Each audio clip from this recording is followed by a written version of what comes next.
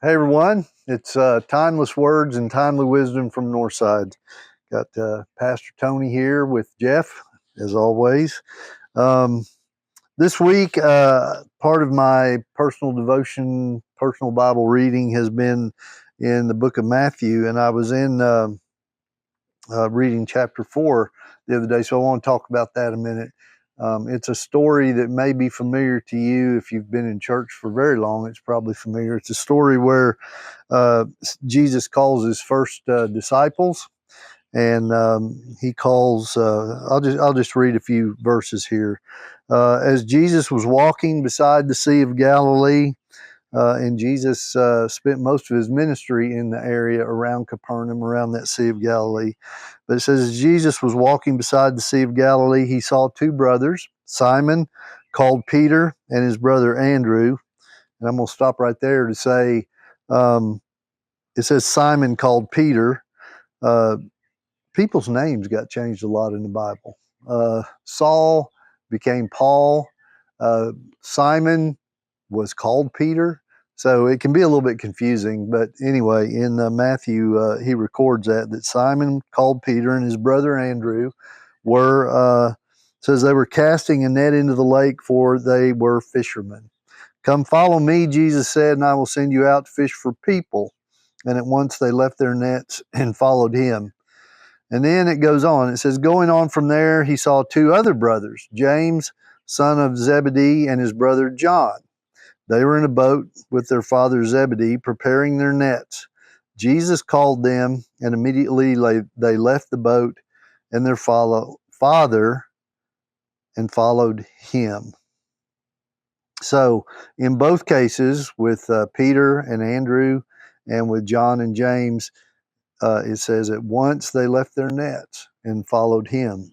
And we oftentimes when we preach about a passage like this, we want to talk about how faithful they were to immediately, follow Jesus, and that's a good part of the story. But I want to talk for just a minute about the part of Jesus that this speaks to in terms of how he disrupts people's lives. Because I'm thinking about, as I'm reading this, uh, maybe God's telling me to think of it a little bit differently than I might often do it.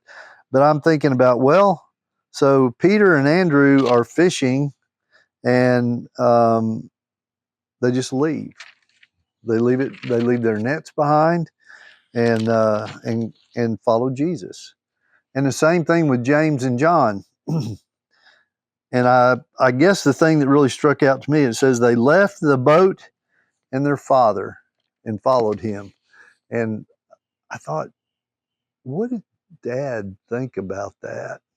I mean, this is their livelihood for all of them, for Peter and Andrew and James and John, and uh, James and John's father. This is how they got food for the table. I assume they were fishing. They probably sold those fish.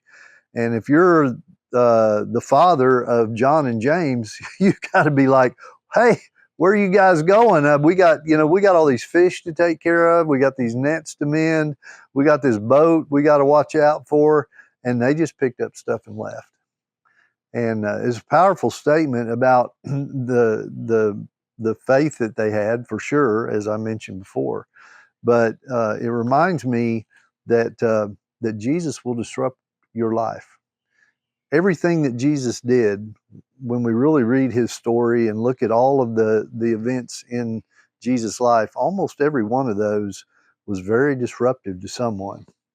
And the thing I'm here to tell you today is, um, certainly the father in this story might not have thought it was a great thing that his sons just walked away from the family business. And his life was changed. Did he have to go out and hire some help now? Did it cost him something? Um, it certainly cost John and James and Peter and Andrew something, because they were leaving a life behind.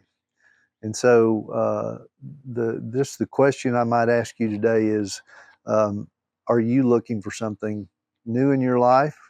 Are you ready for something to take you to a new and different, better, maybe place. And even though at that moment it might not have seemed it to the Father, and gosh, what I don't even know what John and James were thinking, or Andrew and Peter, but there had to be some anxiety about leaving something old and going to something new, even as Jesus led them there. But overall, through our lives, we see that when we leave those old things behind, and I think back to my life um, as I'm 67 years old now, I've had to leave a lot of things behind in my life. And a lot of those things that I left behind were because I accepted Jesus in my life and left old ways of living and old old relationships, old places, old jobs, any number of things have been left behind in my life because I had faith in Christ and because I found faith. So if you think you need something new in your life, Jesus is there saying, "Come, I've got something new, something more meaningful." And he might also be saying to you, "It's okay to leave certain things behind. That will be taken care of, and everybody's going to be fine here." So that story just made me think about the ways that Jesus has disrupted my own life, and you may need some disruption. You know, there might be unhappiness. You might have difficult relationships. You may not have a relationship. You may need a new job. You may be struggling in just any, infinite number of ways. And know that Jesus offers a new way. And if you're looking to leave something old behind, Jesus can help you find that new way that will leave that old way behind. So that's our timely words for this week. I hope that helps you. Go read those stories in Matthew and read beyond as well. See how that changed those people, John and James and Peter and Andrew. It changed them in a way that ultimately changed the world because they had faith in Christ. Jesus will change your world. So hope you guys have a great week, and come see us at Northside where Jesus is easily found.